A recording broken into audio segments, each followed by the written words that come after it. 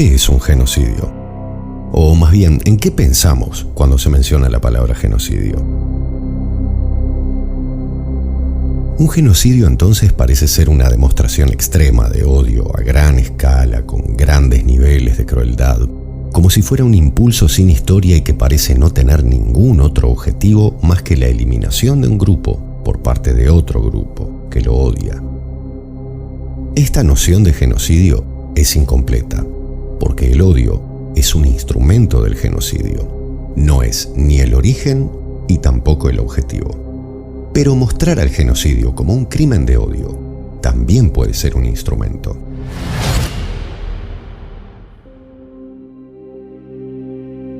Este es el libro en el que se define la palabra genocidio. Y esta es la definición. La práctica de exterminio de naciones y grupos étnicos llevada a cabo por los invasores es llamada genocidio por el autor y es tratada en el capítulo que lleva el mismo nombre.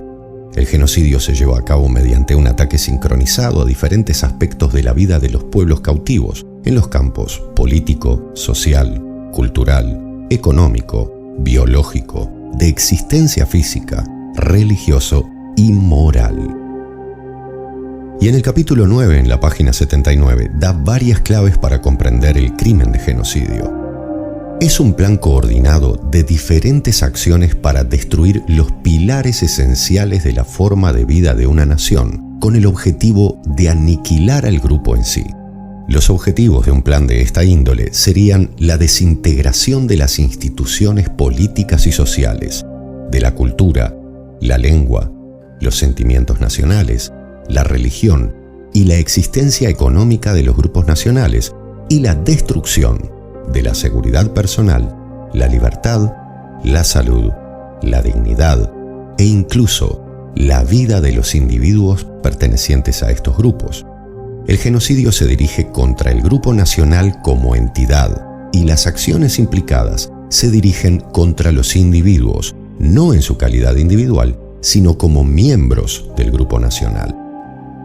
Y luego describe un aspecto clave que caracteriza al genocidio, que son sus objetivos. Incluso antes de la guerra, Hitler concibió el genocidio como un medio para cambiar las interrelaciones biológicas en Europa a favor de Alemania. La concepción de Hitler del genocidio no se basa en patrones culturales, sino biológicos. Él cree que el genocidio solo puede llevarse a cabo con el suelo y nunca con los hombres.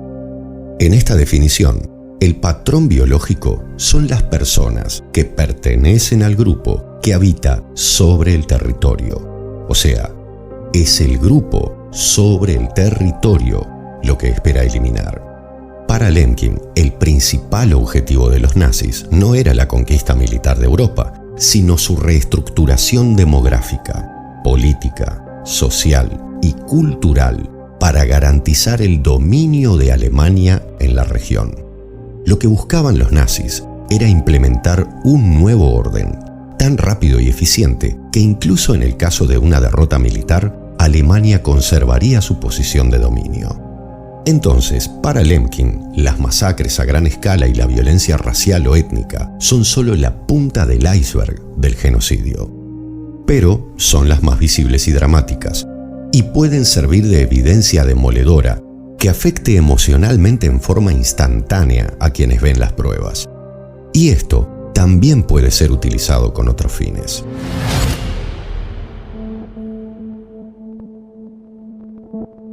Como los crímenes que Alemania cometió antes de la Segunda Guerra Mundial no fueron juzgados en Nuremberg, Lemkin presentó su propuesta de tipificar el crimen de genocidio a nivel de Naciones Unidas.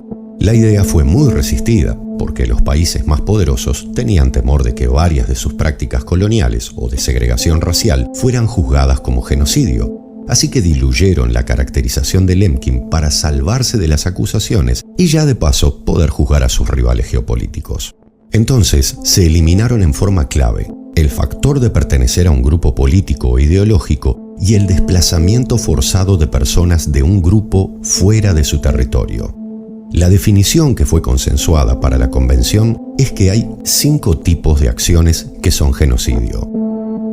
Matar miembros de un grupo, causar daño físico y psicológico a miembros de un grupo, infligir deliberadamente condiciones de vida en un grupo calculadas para eliminar a ese grupo en forma total o parcial, imponer medidas tendientes a evitar nacimientos dentro del grupo y transferir en forma forzada niños del grupo oprimido a otro grupo, que incluso puede ser el grupo opresor. Cualquiera de estas acciones, para la ONU, es un crimen de genocidio. O sea, un genocidio no es la suma de estas acciones, sino cualquiera de ellas por separado.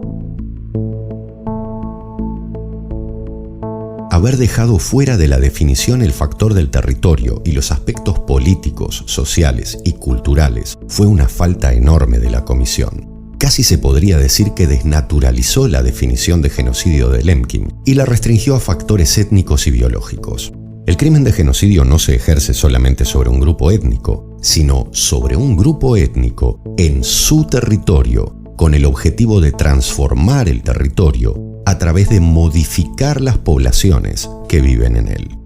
Porque un pueblo no es un trozo de suelo con un grupo étnico de gente encima, sino un grupo de gente que se siente perteneciente a una misma identidad, que no necesariamente comparten un mismo grupo étnico o un mismo idioma o una misma religión, pero que tienen una misma forma de organizarse, de convivir, un sistema igualitario y orgánico de acceso a los recursos y, ante todo, tienen los mismos derechos y protección que el resto de los integrantes del grupo, al menos en forma legal y explícita. Por ejemplo, un descendiente étnico de navajos en una reserva estadounidense es distinto de un navajo previo a la colonización blanca, porque este último hacía uso de los recursos naturales según las normas que su propio grupo fijaba, en el territorio que su grupo ocupaba según unos valores y un tipo de transmisión de conocimiento fijado por su grupo. En las reservas, por más que sea un descendiente étnico y que por lo tanto tenga las mismas características fisiológicas del grupo, su territorio fue restringido y con eso, su acceso a recursos y sus normas de convivencia están tuteladas y no pueden diferir de las normas y leyes de Estados Unidos y del estado en el que se encuentra la reserva. Entonces, aunque étnicamente sea un navajo, social y culturalmente es más estadounidense que navajo. Pero lamentablemente, toda esta dimensión quedó fuera de la definición de la ONU. Y así, entre recelos y debates, el 9 de diciembre de 1948 se crea la Convención para la Prevención y Castigo de los Crímenes de Genocidio. Es el primer tratado sobre derechos humanos adoptado unánimemente por la Asamblea General, porque la Declaración Universal de Derechos Humanos se aprueba al día siguiente.